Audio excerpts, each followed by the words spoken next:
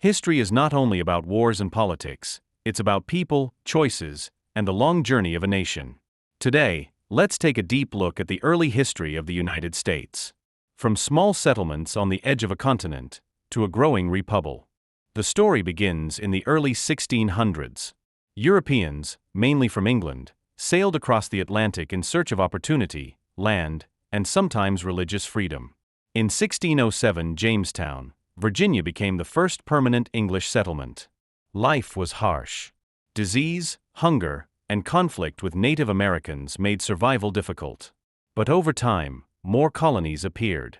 By the early 1700s, 13 colonies stretched along the Atlantic coast. Each colony had its own character. New England was built on small towns, trade, and religion.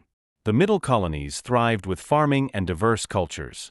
The southern colonies relied heavily on plantations, growing crops like tobacco and rice, often with enslaved labor.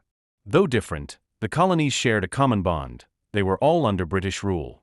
As the 1700s went on, tension grew between Britain and the colonies. Britain taxed the colonists, but gave them no voice in Parliament.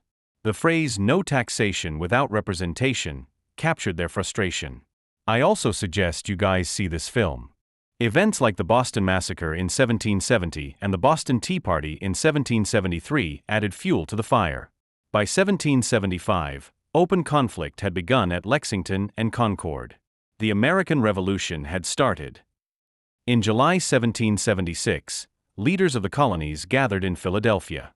They signed the Declaration of Independence, boldly announcing that the colonies were now the United States of America. But freedom was not easily won. The Revolutionary War lasted for years. George Washington, leading the Continental Army, faced hardships, shortages of supplies, harsh winters, and stronger British forces. Yet with determination, and with help from allies like France, the Americans prevailed.